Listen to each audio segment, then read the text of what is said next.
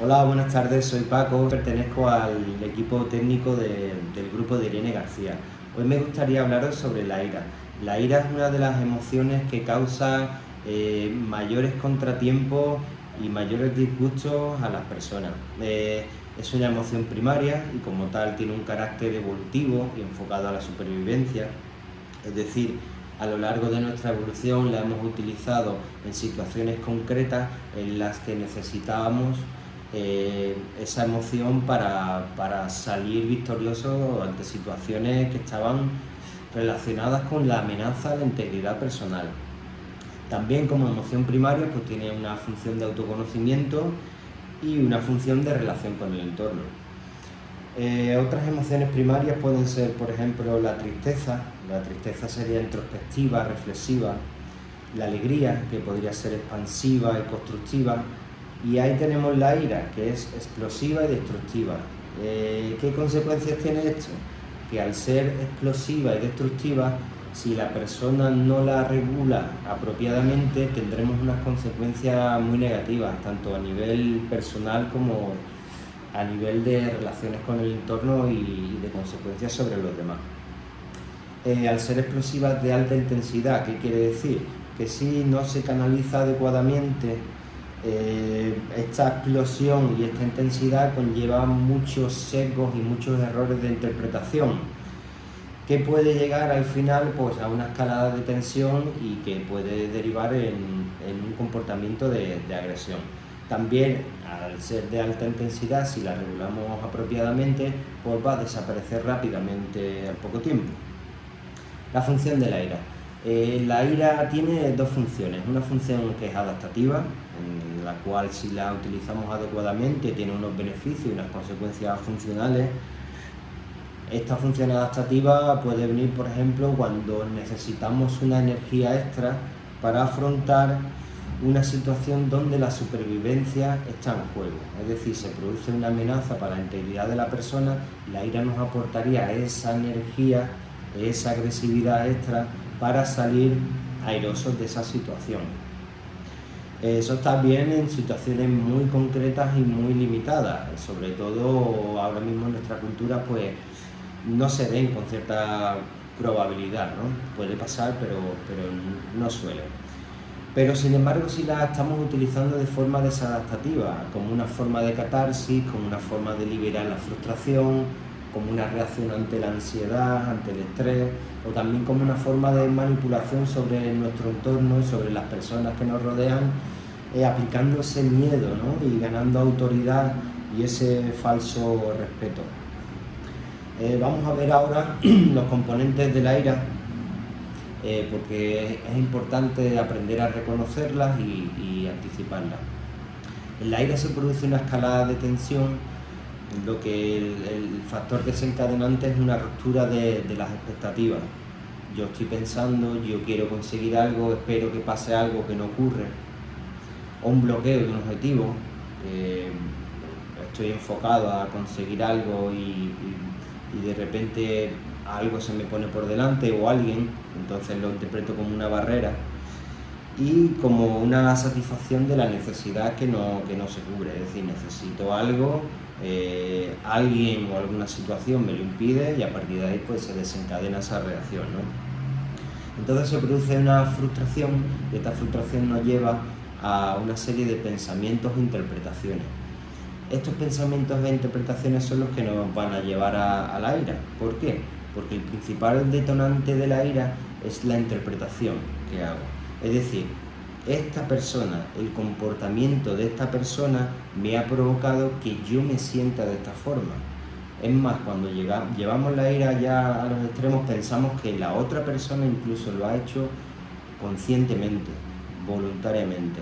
Entonces, esta focalización hace que se dispare al final la agresión.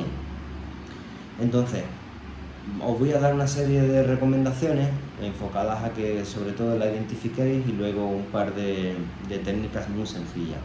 Entonces, lo primero que tenemos que identificar las situaciones desencadenantes, que pueden venir pues, a través de personas, que pueden ser nuestras parejas, nuestros hijos, compañeros de trabajo, pueden ser lugares, por ejemplo, la casa, la oficina, conduciendo. Pueden ser también situaciones cotidianas como las discusiones de pareja, o el agravio, o los conflictos laborales. Entonces, es muy importante que tras reconocer estas situaciones identifiquemos los pensamientos que son activadores de la ira. Uno de ellos puede ser la interpretación de agravio o de injusticia, es decir, pues esto no es lo que yo espero, es injusto y tengo que reaccionar para solucionarlo, ¿no? Entonces, pues las comparaciones también, pero sobre todo tenemos que tener en cuenta que al ser una emoción muy primaria, es muy elemental, entonces da muchos sesgos cognitivos. A partir de ahí empezamos a funcionar el modo de pensamiento todo o nada, o generalizando, es decir, siempre me hace lo mismo, nunca hace esto bien, la culpa la tiene el otro, no lo soporto. Es muy importante empezar a identificar esta serie de pensamientos porque al final es como una cuenta atrás, ¿no? Si podemos pararlo en los elementos primeros, al final nos será más fácil. Una vez que lleguemos a la cuenta atrás, al 3, 2, 1, 0, ahí ya es muy difícil controlarla. Entonces, una vez que tenemos identificados estos pensamientos activadores, tendríamos que identificar luego las reacciones corporales, que pueden ser sudoración, aumento de la tasa cardíaca, la respiración, apretamos los puños, señalamos, rompemos cosas. Bueno, a partir de ahí, lo más importante para empezar a canalizar la ira es asumir la responsabilidad. Ya estuvimos hablando que el desencadenante suele venir cuando interpretamos que el otro con su comportamiento y su intención nos ha provocado esta reacción emocional. Tenemos que revertir eso, poner el foco en nosotros. Somos nosotros que no hemos tolerado bien la frustración, somos nosotros que a través de nuestra interpretación hemos hecho que al final nos enfademos. Entonces, al poner el foco en uno mismo, al hacerse responsable de la emoción, uno ya rompe el ciclo destructivo de la ira. Otra forma también que podemos utilizar para controlar la ira es la respiración, respiraciones profundas, respiraciones abdominales. Luego tenemos la difusión, es decir, separarnos de los pensamientos. Esto que yo estoy pensando, esto que ahora está pasando por mí, ni soy yo, ni se corresponde con la realidad, sino que forma parte de una reacción emocional muy intensa que me hace pensar de esta forma. Me separo un poco, lo identifico, tomo distancia y a partir de ahí hago un comportamiento alternativo.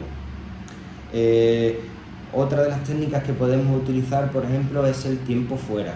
Cuando nos damos cuenta que la ira nos ha desbordado, podemos alejarnos de la situación, podemos dar un paseo, podemos salir de la situación. Es muy importante que cuando hagamos el tiempo fuera no estemos repasando obsesivamente la situación, porque al final lo que vamos a hacer va a ser cargarnos de razones y hacer que el ciclo de la ira siga funcionando. También podemos utilizar las técnicas distractoras, es decir, poner nuestra atención fuera, describir el entorno, todo lo que sea distraernos de lo que es entrar en contacto con esa emoción nos puede venir bien.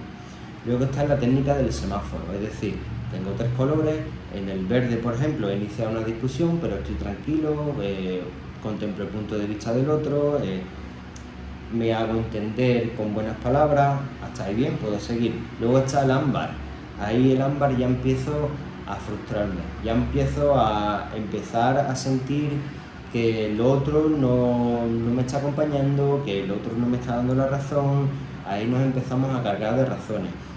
Aquí es muy importante que identifiquemos esta parte porque ya tenemos que ir poniendo solución para que la ira no rompa. Y luego tenemos el rojo. En este color, evidentemente, tenemos que hacernos cargo de nuestra emoción, hacernos responsables y para nada actuar. Si actuamos cuando estamos en ese estado, nos va a llevar siempre a comportamientos destructivos. Bueno, y hasta aquí todo lo que os quería comentar sobre la ira. Espero que os haya sido útil. Si necesitáis más ayuda, pues no dudéis en poneros en contacto con nosotros. Muchas gracias, hasta luego.